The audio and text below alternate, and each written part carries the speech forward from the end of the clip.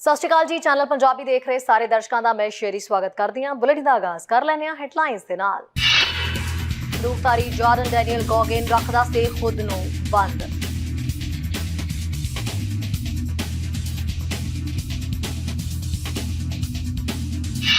ਦੇਰੀ ਜਾਂ ਰੱਦ ਹੋਣ ਵਾਲੀਆਂ ਉਡਾਣਾਂ ਦੇ ਮੁਆਵਜ਼ੇ ਨਾ ਮਿਲਣ ਦੀਆਂ ਵਧੀਆਂ ਸ਼ਿਕਾਇਤਾਂ। ਵੈਸਟਜੈਟ ਨੇ ਦੇਰੀ ਵਾਲੀਆਂ ਉਡਾਣਾਂ ਦਾ ਨਹੀਂ ਕੀਤਾ ਰਿਫੰਡ।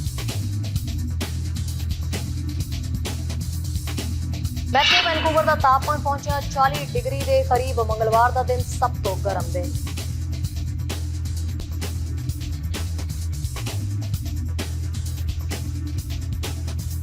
ਜਿਹਦੇ ਖਬਰਾਂ ਵਿਸਥਾਰ ਦੇ ਨਾਲ। ਲੈਂਗਲੇ ਦੇ ਵਿੱਚ ਬੀਤੇ ਦਿਨ ਚੱਲੀਆਂ ਗੋਲੀਆਂ ਦੇ ਵਿੱਚ 4 ਲੋਕਾਂ ਨੂੰ ਨਿਸ਼ਾਨਾ ਬਣਾਇਆ ਗਿਆ। ਵੱਖ-ਵੱਖ ਥਾਵਾਂ ਤੇ ਕਿਉਂ? ਕੀ ਮਕਸਦ ਸੀ 28 ਸਾਲਾਂ ਜਾਰਡਨ ਡੈਨੀਅਲ ਗੌਗਿਨ ਬੰਦੂਕਧਾਰੀ ਦਾ? ਅੱਜ ਤੱਕ ਕਿੰਨਿਆਂ ਨੂੰ ਉਸਨੇ ਹੋਰ ਨਿਸ਼ਾਨਾ ਬਣਾਉਣਾ ਸੀ ਆਪਣੀ ਗੋਲੀ ਦਾ? ਇਹ ਸਾਰੇ ਸਵਾਲ ਫਿਲਹਾਲ ਅਧੂਰੇ ਨੇ। ਅਜੇ ਹਮਲਾਵਰ ਦਾ ਮਕਸਦ ਅਸਪਸ਼ਟ ਹੈ ਕਿ ਉਸਨੇ ਇਸ ਘਟਨਾ ਨੂੰ ਅੰਜਾਮ ਆਖਿਰਕਾਰ ਕਿਉਂ ਦਿੱਤਾ। ਗੌਗਿਨ ਦੇ ਗੁਆਂਢੀ ਤਾਂ ਦੱਸਦੇ ਨੇ ਕਿ ਉਹ ਇਕੱਲਤਾ ਦੇ ਵਿੱਚ ਰਹਿਣ ਵਾਲਾ ਇੱਕ ਵਿਅਕਤੀ ਸੀਗਾ ਜੋ ਕਿ ਬਿਲਕੁਲ ਖੁਦ ਨੂੰ ਬੰਦ ਕਰਕੇ ਰੱਖਦਾ ਸੀ। ਪੁਲਿਸ ਸੋਮਵਾਰ ਨੂੰ ਲੈਂਗਲੇ BC ਦੇ ਵਿੱਚ ਇੱਕ ਡੈਡਲੀ ਸ਼ੂਟਿੰਗ ਦੀ ਘਟਨਾ ਦੇ ਮੱਦੇਨਜ਼ਰ ਇੱਕ ਉਦੇਸ਼ ਨੂੰ ਜੋੜਨ ਦੀ ਕੋਸ਼ਿਸ਼ ਕਰ ਰਹੀ ਹੈ। ਜਾਂਚਕਰਤਾਵਾਂ ਦਾ ਕਹਿਣਾ ਹੈ ਕਿ ਹਮਲਿਆਂ ਦੀ ਇੱਕ ਲੜੀ 6 ਘੰਟਿਆਂ ਦੇ ਦੌਰਾਨ 4 ਵੱਖ-ਵੱਖ ਥਾਵਾਂ ਦੇ ਵਿੱਚ ਫੈਲੀ। ਪੁਲਿਸ ਨੇ ਬੰਦੂਕਧਾਰੀ 28 ਸਾਲਾ ਜਾਰਡਨ ਡੈਨੀਅਲ ਗੌਗਿਨ ਨੂੰ ਵੀ ਗੋਲੀ ਮਾਰ ਦਿੱਤੀ। ਕੁਝ ਲੋਕਾਂ ਨੇ ਹਾਲਾਂਕਿ ਹਮਲਾਵਰ ਬਾਰੇ ਦੱਸਿਆ ਕਿ ਉਸਦਾ ਵਰਤਾਓ ਬਹੁਤ ਹੀ ਅਜੀਬ ਸੀ। ਹਮਲਾਵਰ ਦੇ ਗੁਆਂਢੀ ਨੇ ਦੱਸਿਆ ਕਿ ਜਦੋਂ ਸਵੇਰੇ ਉੱਠੇ ਤਾਂ ਅਲਰਟ ਮੈਸੇਜ ਆਪਣੇ ਫੋਨਾਂ ਤੇ ਦੇਖ ਕੇ ਤੁਰੰਤ ਉਹਨਾਂ ਗੌਗਿਨ ਬਾਰੇ ਹੀ ਸੋਚਿਆ। ਉਹਨਾਂ ਦੱਸਿਆ ਕਿ ਅਸੀਂ ਹੈਰਾਨ ਆ ਕਿ ਉਹ ਗੌਗਿਨ ਦੇ ਗੁਆਂਢੀ ਨੇ। ਉਹ ਬਹੁਤ ਸ਼ਾਂਤ ਸੀ ਤੇ ਪਿਛਲੇ ਕੁਝ ਹਫ਼ਤੇ ਵਿੱਚ ਅਸਲ ਵਿੱਚ ਘਰ ਦੇ ਵਿੱਚ ਹੀ ਬੰਦ ਸੀ। ਉਹਨਾਂ ਦੱਸਿਆ ਕਿ ਉਹ ਸ਼ਾਇਦ ਕਿਸੇ ਚੀਜ਼ ਤੋਂ ਪ੍ਰਭਾਵਿਤ ਸੀਗਾ। ਕੁਝ ਨੇ ਦੱਸਿਆ ਕਿ ਉਹ ਗੌਗਿਨ ਨੂੰ ਆਪਣੀ ਕਾਰ ਦੇ ਵਿੱਚ ਸਿਗਰਟ ਪੀਂਦੇ, ਕਾਰ ਦੇ ਵਿੱਚ ਬੈਠੇ ਹੋਏ ਤੇ ਰਾਤ ਦਿਨ ਇੱਕ ਹੈਵੀ ਮੈਟਲ ਮਿਊਜ਼ਿਕ ਸੁਣਦੇ ਦੇਖਦੇ ਸੀ। ਇੱਕ ਗੁਆਂਢੀ ਨੇ ਕਿਹਾ ਕਿ ਮੈਂ ਕਦੇ ਕਿਸੇ ਨੂੰ ਇੰਨੀ ਦੇਰ ਤੱਕ ਕਾਰ 'ਚ ਇਕੱਠੇ ਬੈਠੇ ਨਹੀਂ ਦੇਖਿਆ, ਪਰ ਉਸਨੂੰ ਕਦੇ ਕੁਝ ਨਹੀਂ ਕਿਹਾ। ਉਹ ਇੱਕ ਬੰਦ ਵਿਅਕਤੀ ਜਿਹਾ ਜਾਪਦਾ ਸੀ। ਜਾਂਚਕਰਤਾਵਾਂ ਨੇ ਕਿਹਾ ਕਿ ਸੋਮਵਾਰ ਗੌਗਿਨ ਉਹਨਾਂ ਨੂੰ ਇੱਕ ਗੈਰ ਅਪਰਾਧਕ ਸੰਪਰਕਾਂ ਦੇ ਲਈ ਜਾਣਿਆ ਜਾਂਦਾ ਸੀ, ਪਰ ਉਹਨਾਂ ਨੇ ਵਿਸਥਾਰ ਨਾਲ ਨਹੀਂ ਦੱਸਿਆ। ਦੱਸਦੀ ਹੈ ਕਿ ਸੋਮਵਾਰ ਨੂੰ ਪੁਲਿਸ ਨੇ ਲੈਂਗਲੇ ਦੇ ਕਈ ਇਲਾਕਿਆਂ 'ਚ ਗੋਲੀ ਚੱਲਣ ਦੀਆਂ ਵਾਰਦਾਤਾਂ ਸੁਣੀਆਂ। ਸਾਰਜੈਂਟ ਡੇਵਿਡ ਲੀ ਨੇ ਦੱਸਿਆ ਕਿ ਵੱਖੋ-ਵੱਖਰੀਆਂ ਥਾਵਾਂ ਤੇ ਸਵੇਰ ਦੇ ਸਮੇਂ ਗੋਲੀ ਦੇ ਸ਼ਿਕਾਰ 4 ਪੀੜਤ ਮਿਲੇ ਸਨ। ਇਸ ਵਿੱਚ 2 ਆਦਮੀਆਂ ਦੀ ਮੌਤ ਹੋ ਚੁੱਕੀ ਸੀ। ਉਹਨਾਂ ਦੱਸਿਆ ਕਿ ਪੀੜਤਾਂ ਦੀ ਪਛਾਣ ਹੋ ਚੁੱਕੀ ਹੈ। ਫਿਲਹਾਲ ਪਛਾਣ ਜਨਤਕ ਨਹੀਂ ਕੀਤੀ ਜਾ ਰਹੀ। ਇੱਕ ਪੀੜਤ ਦੀ ਲਾਸ਼ ਕ੍ਰਿਕਸਟਨ ਪਲੇਸ ਅਤੇ ਦੂਜੇ ਦਾ ਮ੍ਰਿਤਕ ਸ਼ਰੀਰ ਲੋਗਨ ਅਤੇ ਗਲੋਵਰ ਰੋਡਸ ਕੋਲ ਲੈਂਗਲੀ ਸਿਟੀ ਬੱਸ ਲੂਪ ਕੋਲ ਮਿਲਿਆ। ਇੱਕ ਔਰਤ 203A ਸਟਰੀਟ ਅਤੇ ਫਰੇਜ਼ਰ ਹਾਈਵੇ ਦੇ ਇਲਾਕੇ 'ਚ ਮਿਲੀ ਤੇ ਉਸ ਨੂੰ ਨਾਜ਼ੁਕ ਹਾਲਤ 'ਚ ਹਸਪਤਾਲ ਪਹੁੰਚਾਇਆ ਗਿਆ। ਚੌਥੇ ਪੀੜਤ ਨੂੰ ਲੱਤ 'ਚ ਗੋਲੀ ਲੱਗੀ ਸੀ ਤੇ ਪੀੜਤ ਲੈਂਗਲੀ ਬਾਈਪਾਸ 200 ਸਟਰੀਟ ਦੇ ਇਲਾਕੇ 'ਚ ਮਿਲਿਆ। ਚੌਥੇ ਪੀੜਤ ਦੇ ਨੇੜੇ ਹੀ ਪੁਲਿਸ ਨੂੰ ਸ਼ੱਕੀ ਵੀ ਨਜ਼ਰ ਆਇਆ। ਸਾਰਜੈਂਟ ਡੇਵਿਡ ਲੀ ਨੇ ਦੱਸਿਆ ਕਿ ਐਤਵਾਰ ਮੱਧਰਾਤ ਦੇ ਕਰੀਬ ਤੋਂ ਸ਼ੂਟਰ ਨੂੰ ਲੋਕਾਂ ਨੂੰ ਨਿਸ਼ਾਨਾ ਬਣਾਉਣਾ ਸ਼ੁਰੂ ਕੀਤਾ ਸੀ। ਉਹਨਾਂ ਦੱਸਿਆ ਕਿ ਪਹਿਲੀ ਵਾਰਦਾਤ ਨੂੰ ਮੱਧਰਾਤ ਦੇ ਕਰੀਬ ਪਹਿਲੇ ਵਿਅਕਤੀ ਨੂੰ ਨਿਸ਼ਾਨਾ ਬਣਾਇਆ ਗਿਆ ਤੇ ਦੂਜੇ ਨੂੰ ਤੜਕੇ ਕਰੀਬ 3 ਵਜੇ ਨਿਸ਼ਾਨਾ ਬਣਾਇਆ। ਇੱਕ ਔਰਤ ਨੂੰ ਸਵੇਰੇ ਕਰੀਬ 5 ਵਜੇ ਗੋਲੀ ਮਾਰੀ ਗਈ ਤੇ ਫਿਰ ਚੌਥੇ ਪੀੜਤ ਤੇ ਸਵੇਰੇ ਕਰੀਬ 5:30 ਵਜੇ ਗੋਲੀ ਚਲਾਈ ਗਈ। ਇਸ ਤੋਂ ਬਾਅਦ ਕਰੀਬ ਸਵੇਰੇ 5:40 ਤੇ ਪੁਲਿਸ ਦਾ ਸ਼ੱਕੀ ਨਾਲ ਸਾਹਮਣਾ ਹੋਇਆ। ਪਹਿਲਾਂ ਪੁਲਿਸ ਨੇ ਦੱਸਿਆ ਕਿ ਸ਼ੱਕੀ ਨੂੰ ਹਿਰਾਸਤ 'ਚ ਲਿਆ ਗਿਆ, ਪਰ ਅਪਡੇਟ 'ਚ ਦੱਸਿਆ ਕਿ ਸ਼ੱਕੀ ਤੇ ਪੁਲਿਸ ਨੇ ਗੋਲੀ ਚਲਾਈ ਸੀ ਤੇ ਉਸਦੀ ਮੌਕੇ ਤੇ ਮੌਤ ਹੋ ਗਈ। ਮਾਮਲੇ 'ਚ ਇੰਡੀਪੈਂਡੈਂਟ ਇਨਵੈਸਟੀਗੇਸ਼ਨਸ ਆਫਿਸ ਯਾਨੀ ਕਿ IIO ਨੂੰ ਸੱਦਿਆ ਗਿਆ ਹੈ। ਫਿਲਹਾਲ ਚੈਰਿਟੀ ਨੇ ਦੱਸਿਆ ਕਿ ਪੀੜਤ ਤਿੰਨੋਂ ਨਸ਼ੇ ਦੀ ਲੱਤ ਤੋਂ ਪੀੜਤ ਸਨ। ਲੈਂਗਲੇ ਦੇ ਮੇਅਰ ਨੇ ਫਿਲਹਾਲ ਘਟਨਾ ਤੇ ਦੁੱਖ ਦਾ ਪ੍ਰਗਟਾਵਾ ਕੀਤਾ ਤੇ ਕਿਹਾ ਕਿ ਬੇਘਰ ਜਿਹੜੇ ਨਿਸ਼ਾਨਾ ਬਣਾਏ ਗਏ ਨੇ ਉਹਨਾਂ ਦੇ ਵਿੱਚ ਉਹ ਕਈਆਂ ਨੂੰ ਜਾਣਦੇ ਨੇ, ਪਰ ਉਹਨਾਂ ਲਈ ਉਹ ਘਰ ਦੀ ਸਹੂਲਤ ਨਹੀਂ ਦੇ ਪਾਏ। ਇਸ ਗੱਲ ਦਾ ਉਹਨਾਂ ਨੂੰ ਅਫਸੋਸ ਹੈ। ਨਿਊਜ਼ ਡੈਸਕ ਤੋਂ ਚੈਨਲ ਪੰਜਾਬੀ ਦੀ ਰਿਪੋਰਟ। ਅਗਰ ਦੱਸ ਦਈਏ ਕਿ ਸਰੀ ਦੇ 2 ਵਿਅਕਤੀਆਂ ਨੂੰ ਦੋਹਰੇ ਕਤਲੇਆਮ ਦੇ ਦੋਸ਼ ਦੇ ਵਿੱਚ ਨਾਮਜ਼ਦ ਕੀਤਾ ਗਿਆ। ਫਸਟ ਡਿਗਰੀ ਕਤਲ ਦੇ ਦੋਸ਼ ਗੁਰਸਿਮਰਨ ਸਹੋਤਾ ਜੋ ਕਿ 24 ਸਾਲਾਂ ਦਾ ਹੈ ਤੇ ਤਨਵੀਰ ਖੱਕ ਜੋ ਕਿ 20 ਸਾਲਾਂ ਦਾ ਹੈ ਉਸੇ ਲੱਗੇ ਨੇ।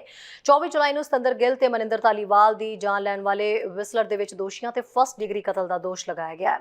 ਮੁਲਜ਼ਮਾਂ ਦੇ ਵਿੱਚ 24 ਸਾਲਾ ਗੁਰਸਿਮਰਨ ਸਹੋਤਾ ਤੇ 20 ਸਾਲਾ ਤਨਵੀਰ ਖੱਕ ਸ਼ਾਮਿਲ ਹੈ ਔਰ ਸਾਰਜੈਂਟ ਨੇ ਕਿਹਾ ਕਿ ਇਹ ਕਾਰਵਾਈ ਘਿਨੌਣੀ ਸੀ ਤੇ ਵਿਸਲਰ ਦੇ ਦਰਸ਼ਕਾਂ ਦੇ ਲਈ ਸਦਮਾ ਸੀ। ਲੀ ਨੇ ਕਿਹਾ ਕਿ ਖੱਕ ਤੇ ਸਹੋਤਾ ਦੇ ਨਾਲ 3 ਹੋਰ ਲੋਕਾਂ ਨੂੰ ਗ੍ਰਿਫਤਾਰ ਕੀਤਾ ਗਿਆ ਸੀ ਤੇ ਉਹਨਾਂ ਦੀ ਸ਼ਮੂਲੀਅਤ ਅਜੇ ਵੀ ਨਿਰਧਾਰਿਤ ਕੀਤੀ ਜਾ ਰਹੀ ਹੈ।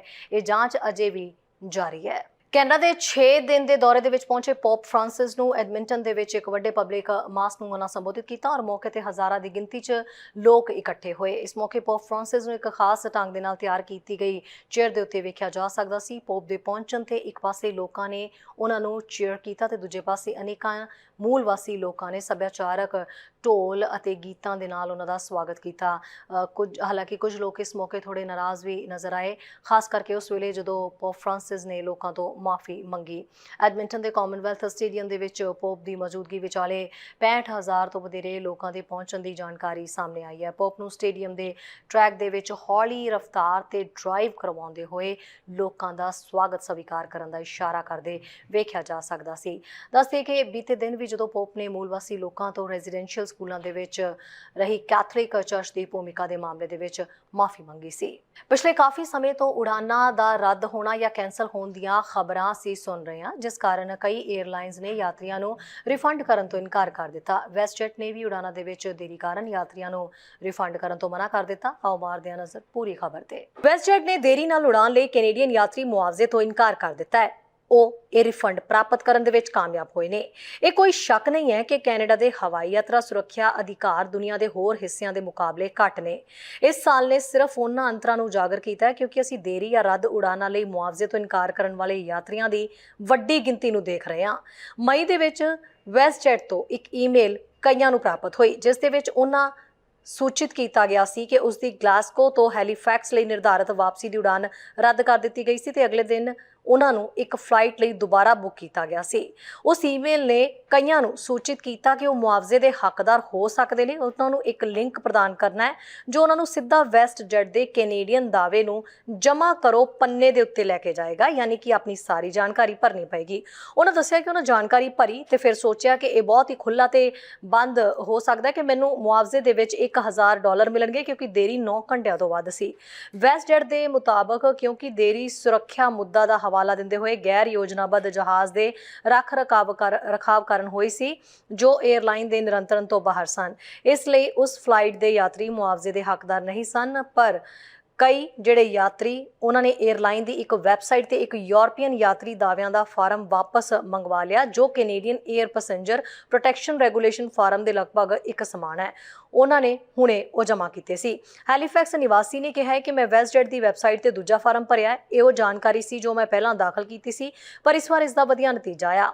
ਕੌਨਰੈਡ ਨੂੰ ਇੱਕ ਈਮੇਲ ਪ੍ਰਾਪਤ ਹੋਈ ਜਿਸ ਦੇ ਵਿੱਚ ਪੁਸ਼ਟੀ ਕੀਤੀ ਗਈ ਕਿ ਉਸ ਦਾ ਜਿਹੜਾ ਦਾਅਵਾ ਹੈ ਜੋ ਉਹਨਾਂ ਨੇ ਕੀਤਾ ਸੀ ਉਹ ਸਵੀਕਾਰ ਕਰ ਲਿਆ ਗਿਆ ਤੇ ਉਹਨਾਂ ਨੂੰ ਮੁਆਵਜ਼ੇ ਦੇ ਵਿੱਚ $6,000 ਮਿਲਣਗੇ। ਇਸ ਸੰਬੰਧੀ ਬਹੁਤ ਸਾਰੇ ਜਵਾਬ ਆਏ ਨੇ।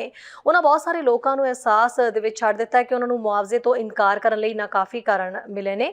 에ਅਰਲਾਈਨ ਨੇ ਯਾਤਰੀਆਂ ਨੂੰ ਕੋਈ ਅਸਲ ਸਬੂਤ ਜਾਂ ਵੇਰਵੇ ਨਹੀਂ ਦਿੱਤੇ ਕਿ ਇਹ ਉਹਨਾਂ ਦੇ ਨਿਯੰਤਰਣ ਤੋਂ ਬਾਹਰ ਸੀ। ਕੈਨੇਡੀਅਨ ਟਰਾਂਸਪੋਰਟੇਸ਼ਨ ਏਜੰਸੀ ਨੂੰ ਯਾਤਰੀਆਂ ਦੀਆਂ ਸ਼ਿਕਾਇਤਾਂ ਪ੍ਰਾਪਤ ਕਰਨ ਲਈ ਕੋਈ ਅਜਨਬੀ ਨਹੀਂ ਹੈ। ਇੱਕ 에ਅਰਲਾਈਨ ਨੇ ਉਹਨਾਂ ਨੂੰ ਦੇਰੀ ਵਾਲੀਆਂ ਉਡਾਨਾਂ ਲਈ ਮੁਆਵਜ਼ਾ ਕਿਉਂ ਰੱਦ ਕਰ ਦਿੱਤਾ ਹੈ।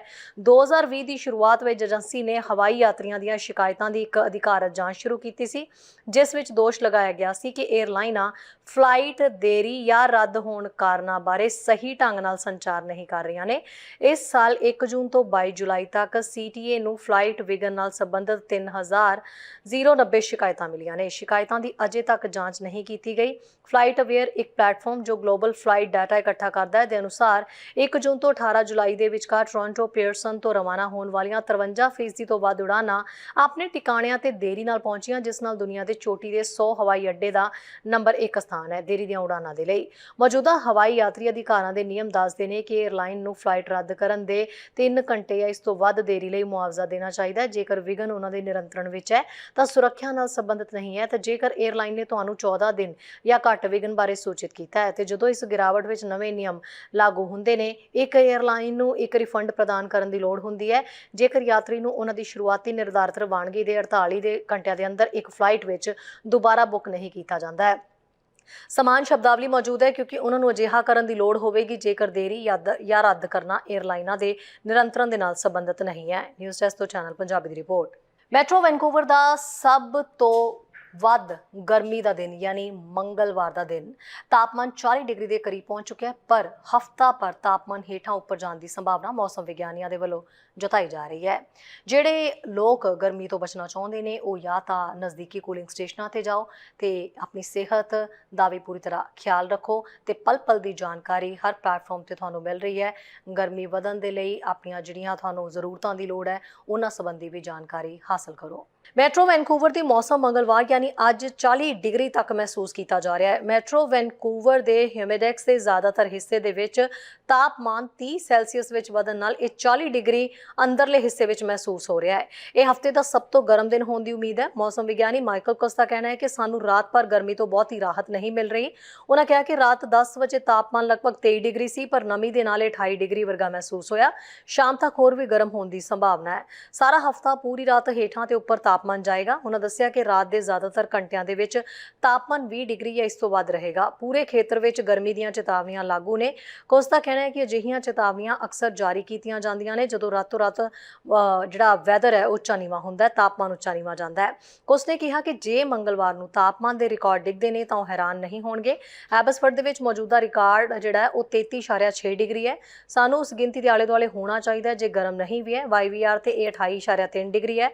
तट के नेड़े असी 26 तो 27+ डिग्री वेखते हैं। इस हफ्ते के अंत तक चीज़ां थोड़े ठंडे होने की उम्मीद है, पर ज़्यादा नहीं। इसलिए हदायतां भी दित्तियां जा रही ने कि ज़्यादा प्यास महसूस होने ते खूब सारा पानी पियो ते मौसम संबंधी पल पल की जानकारी हासिल करो। न्यूज़ डेस्क तो चैनल पंजाबी की रिपोर्ट। जेकर लोग अपने हुनर नूं होर निखारना चाहुंदे ने या वधाउणा चाहुंदे ने, उन्हां दे लई हुण सिखलाई दे होर भी मौके पैदा किए जा रहे हैं। अकैडमिक अपग्रेड तो उच्च मंग वाले रोज़गार प्रोग्रामां दे विच वधेरे सौखे तरीके दे नाल तब्दील होने दे विच मदद करन वाले कई प्रोग्राम उलीके जा रहे हैं। BC दे विच आउण वाले स्कूली साल के दौरान लोक 11 जनतक पोस्ट सैकेंडरी संस्थावां विखे 26 नवे पाथवे प्रोग्रामां दे तक अपनी पहुँच प्राप्त कर सकणगे। इह सिखलाई अगे लेबर प्रोग्रामां दे विच वाधा करेगी। ਜਿਹੜੇ लोग अपने हुनर सिखलाई नूं अगे ਵਧਾਉਣਾ ਚਾਹੁੰਦੇ ਨੇ, ਉਹਨਾਂ ਨੂੰ ਅਕੈਡਮਿਕ ਅਪਗ੍ਰੇਡਿੰਗ ਤੋਂ ਉੱਚ ਮੰਗ ਵਾਲੇ ਰੋਜ਼ਗਾਰ ਪ੍ਰੋਗਰਾਮਾਂ 'ਚ ਵਧੇਰੇ ਸਰਲਤਾ ਦੇ ਨਾਲ ਤਬਦੀਲ ਹੋਣ 'ਚ ਮਦਦ ਕਰਨ ਵਾਲੇ ਇੱਕ ਨਵੇਂ ਪ੍ਰੋਗਰਾਮ ਰਾਹੀਂ ਹੁਲਾਰਾ ਮਿਲੇਗਾ। BC ਭਰ ਦੇ ਵਿੱਚ ਇਸ ਆਉਣ ਵਾਲੇ ਸਕੂਲੀ ਵਰ੍ਹੇ ਦੌਰਾਨ ਲੋਕ 11 ਜਨਤਕ ਪੋਸਟ ਸੈਕੰਡਰੀ ਸੰਸਥਾਵਾਂ ਵਿਖੇ 26 ਨਵੇਂ ਪਾਥਵੇ ਪ੍ਰੋਗਰਾਮਾਂ ਤੱਕ ਪਹੁੰਚ ਪ੍ਰਾਪਤ ਕਰ ਸਕਣਗੇ। ਪਾਥਵੇ ਪ੍ਰੋਗਰਾਮ ਇੱਕ ਨਵੀਂ ਐਡਲਟ ਬੇਸਿਕ ਐਜੂਕੇਸ਼ਨ ਜਿਹੜੀ ਕਿ ਬਾਲਗਾਂ ਲਈ ਮੁੱਢਲੀ ਸਿੱਖਿਆ ਤੇ ਇੰਗਲਿਸ਼ ਐਜੂਕੇਸ਼ਨ ਲਰਨਿੰਗ ਅੰਗਰੇਜ਼ੀ ਭਾਸ਼ਾ ਦੀ ਸਿਖਲਾਈ ਪਹਿਲਕਦਮੀ ਹੈ, ਜੋ ਲੇਬਰ ਦੀਆਂ ਕਮੀਆਂ ਨੂੰ ਹੱਲ ਕਰਨ ਦੇ ਵਿੱਚ ਮਦਦ ਕਰੇਗੀ ਤੇ ਵਿਦਿਆਰਥੀਆਂ ਨੂੰ ਉਹਨਾਂ ਲੋੜਾਂ ਨੂੰ ਪੂਰਾ ਕਰਨ 'ਚ ਬਿਹਤਰ ਸਹਾਇਤਾ ਕਰੇਗੀ ਜਿਨ੍ਹਾਂ ਦੀ ਉਹਨਾਂ ਨੂੰ ਆਪਣੀ ਪਸੰਦ ਦੇ ਉੱਚ ਮੰਗ ਵਾਲੇ ਪੋਸਟ ਸੈਕੰਡਰੀ ਪ੍ਰੋਗਰਾਮਾਂ 'ਚ ਸਿੱਧੇ ਤੌਰ ਤੇ ਤਬਦੀਲ ਕਰਨ ਲਈ ਲੋੜ ਹੁੰਦੀ ਹੈ।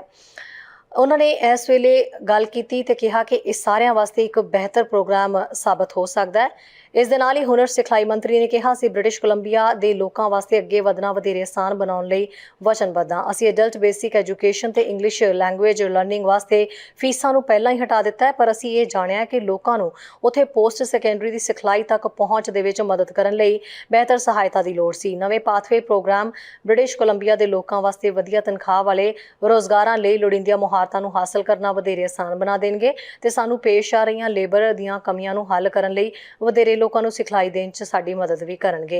इस तो इलावा रवायती अकादमिक अपग्रेडिंग प्रोग्रामां नूं पोस्ट सैकेंडरी प्रोग्रामां तो वक्रे तौर पर उपलब्ध कराया जाता है तो इन्हां नूं दायरे विच व्यापक रखा जाता है। पतझड़ 2021 विच पोस्ट सैकेंडरी के जनतक भाईवालों के नाल सलाह मशवरे ने दिखाया कि कुछ विद्यार्थियों ने रवायती एडल्ट बेसिक एजुकेशन ते इंग्लिश लैंगुएज लर्निंग प्रोग्रामां राहीं अपनियां पोस्ट सैकेंडरी लोड़ां जिवें कि अंग्रेजी गणित ते विज्ञान नूं पूरा कर लिया है, पर उस तो बाद भी वो पोस्ट सैकेंडरी सिखलाई तक पहुँच लई संघर्ष करते रहे ने। पाथवे प्रोग्राम उन्हां लोड़ां नूं प्राप्त करन लई एक नवीं पहुँच पेश करते हैं।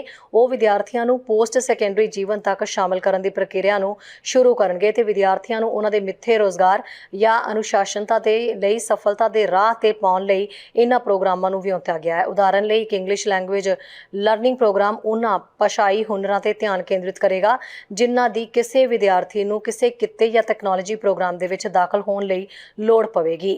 ये प्रोग्राम पोस्ट सैकेंडरी रोज़गार प्रोग्रामां लई अर्जी दिंदे समय या इसनूं पूरा करते समय विद्यार्थियों वास्ते रोज़गार संबंधी मार्गदर्शन ते होर अकादमिक सहायता की पेशकश भी करनगे। न्यूज़ डेस्क तो चैनल पंजाबी की रिपोर्ट।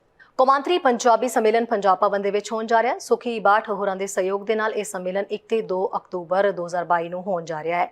यह पंजाबी सम्मेलन कई ਵੱਖ-ਵੱਖ विषयां दे उत्ते होण जा रहा है, जिस दे विच पंजाबी एक नवे समाज नूं सिरजण लई की कुछ कर रहे ने या होर की कुछ इस संबंधी कीता जा रहा है, उस संबंधी विचार वटांदरे होणगे इस सम्मेलन दे विच। आओ सुणदे हां होर की कुछ रहेगा इस विच खास। दुनिया भर विच कार्यशील पंजाबीओ ਤੁਹਾਨੂੰ याद होवेगा कि 1916 2016 17 ਤੇ 18 ਵਿੱਚ पंजाब भवन सरी कैनेडा ने अपने 3 सालाना समागम ਬੜੀ ਸਫਲਤਾ ਨਾਲ ਸੰਪੂਰਨ ਕੀਤੇ ਸੀਗੇ। ਉਸ ਤੋਂ ਬਾਅਦ ਆਪਾਂ ਨੂੰ ਪਤਾ ਹੀ ਹੈ ਕਿ ਦੁਨੀਆ ਇੱਕ ਆਫਤ ਦੇ ਦੌਰ ਵਿੱਚੋਂ ਲੰਘੀ। 2-3 ਵਰ੍ਹੇ ਅਸੀਂ ਉਸ ਸਮਾਗਮ ਨੂੰ ਲਗਾਤਾਰਤਾ ਉਹਦੀ ਨਹੀਂ ਰੱਖ ਸਕੇ, ਪਰ ਹੁਣ ਜਦੋਂ ਕਿ ਜ਼ਿੰਦਗੀਆਂ ਰਵਾਂ ਹੋਈਆਂ ਨੇ, ਅਸੀਂ ਦੁਬਾਰਾ ਆਪਣਾ ਫਰਜ਼ ਸਮਝਦੇ ਹੋਏ ਆਪਣਾ ਅਗਲਾ ਕੌਮਾਂਤਰੀ ਪੰਜਾਬੀ ਸੰਮੇਲਨ ਲੈ ਕੇ ਹਾਜ਼ਰ ਹੋਏ ਹਾਂ। ਸੁਖੀ ਬਾਠ ਉਹਨਾਂ ਦੀ ਅਗਵਾਈ ਵਿੱਚ ਦੁਨੀਆ ਭਰ ਵਿੱਚ ਬੈਠੇ ਤੁਸੀਂ ਤਮਾਮ ਪੰਜਾਬੀ ਸਾਥੀਆਂ ਦੇ ਸਹਿਯੋਗ ਨਾਲ 1-2 ਅਕਤੂਬਰ 2022 ਨੂੰ ਅਸੀਂ ਪੰਜਾਬੀ ਸੰਮੇਲਨ ਆਪਣਾ ਕਰਨ ਜਾ ਰਹੇ ਹਾਂ ਸਰੀ ਕੈਨੇਡਾ ਪੰਜਾਬ ਭਵਨ ਵਿੱਚ। ਕੁਛ ਨਵੇਂ ਵਿਸ਼ੇ ਲੈ ਕੇ, ਕੁਛ ਨਵੇਂ ਨਵੇਕਲੇ ਵਿਸ਼ੇ ਲੈ ਕੇ, ਉਹਨਾਂ ਵਿਸ਼ਿਆਂ ਦੇ ਮਾਹਿਰ ਦੁਨੀਆ ਭਰ ਵਿੱਚੋਂ ਲੈ ਕੇ ਅਸੀਂ ਪੰਜਾਬੀਆਂ ਦੀਆਂ ਸਮੱਸਿਆਵਾਂ, ਪੰਜਾਬੀ ਇੱਕ ਨਵੇਂ ਸਮਾਜ ਦੇ ਸੰਕਲਪ ਵਾਸਤੇ ਮੀਡੀਆ ਬਾਰੇ, ਮੀਡੀਆ ਦੀਆਂ ਸਮੱਸਿਆ, ਕਲਾ ਦੀਆਂ ਸਮੱਸਿਆ ਬਾਰੇ ਵਿਦਵਾਨਾਂ ਦੀਆਂ ਗੱਲਾਂ ਸੁਣਾਂਗੇ। ਅਤੇ ਤੁਹਾਨੂੰ ਸੱਦਾ ਹੈ, ਪੰਜਾਬ ਭਵਨ ਪਲਕਾਂ ਵਿਛਾਈ ਬੈਠਾ ਹੈ। ਆਓ 1-2 ਅਕਤੂਬਰ ਨੂੰ ਮਿਲੀਏ, ਮਿਲ ਕੇ ਬੈਠਾਂਗੇ, ਕੁਛ ਵਿਚਾਰਾਂ ਕਰਾਂਗੇ ਅਤੇ ਇੱਕ ਨਵੇਂ ਪੰਜਾਬੀ ਸਮਾਜ ਬਾਰੇ ਆਪਾਂ ਗੱਲਬਾਤ ਕਰ ਸਕਾਂਗੇ, ਉਸ ਰਾਹ 'ਤੇ ਤੁਰ ਸਕਾਂਗੇ। ਅਤੇ ਇੱਕ ਸ਼ੇਰ ਨਾਲ ਮੈਂ ਆਪਣੀ ਗੱਲ ਸਮਾਪਤ ਕਰੂੰਗਾ ਕਿ ਅਸੀਂ ਓਂਕਾਰ ਦੇ ਬੱਚੇ, ਅਸੀਂ ਊੜੇ ਦੇ ਜਾਏ ਹਾਂ। ਅਸੀਂ ਓਂਕਾਰ ਦੇ ਬੱਚੇ, ਅਸੀਂ ਊੜੇ ਦੇ ਜਾਏ ਹਾਂ। ਅਸੀਂ 35 ਦਾ ਛੱਟਾ ਦੇਣ ਇਸ ਧਰਤੀ 'ਤੇ ਆਏ ਹਾਂ। ਅਸੀਂ 35 ਦਾ ਛੱਟਾ ਦੇਣ ਇਸ ਧਰਤੀ 'ਤੇ ਆਏ ਹਾਂ। ਅਤੇ ਦੋਸਤੋ, ਆਓ ਰਲ ਮਿਲ ਕੇ 35 ਦਾ ਛੱਟਾ ਦੁਨੀਆ 'ਤੇ ਦਈਏ। ਤੁਹਾਨੂੰ ਸਾਰਿਆਂ ਨੂੰ ਇਸ ਸਮਾਗਮ ਵਿੱਚ ਆਉਣ ਦਾ ਸੱਦਾ ਹੈ। ਸੋ ਖਬਰਾਂ ਤੇ ਜਾਣਕਾਰੀਆਂ ਦਾ ਸਿਲਸਿਲਾ ਫਿਲਹਾਲ ਇੱਥੇ ਮੁੱਕਦਾ ਹੈ। ਨਵੀਆਂ ਤੇ ਤਾਜ਼ਾ ਖਬਰਾਂ ਲੈ ਕੇ ਫਿਰ ਤੋਂ ਹਾਜ਼ਰ ਹੋਵਾਂਗੇ। ਇਜਾਜ਼ਤ ਚਾਹੁੰਦੇ ਹਾਂ। ਧੰਨਵਾਦ। ਸਾਡਾ ਹਰ ਇੱਕ ਪ੍ਰੋਗਰਾਮ ਦੇਖਣ ਤੇ ਸਾਡੇ ਨਾਲ ਜੁੜਨ ਲਈ ਸਬਸਕ੍ਰਾਈਬ ਕਰੋ ਚੈਨਲ ਪੰਜਾਬੀ ਤੇ ਨੋਟੀਫਿਕੇਸ਼ਨ ਲਈ ਬੈਲ ਆਈਕਨ ਵਾਲੇ ਬਟਨ ਤੇ ਕਲਿੱਕ ਕਰੋ।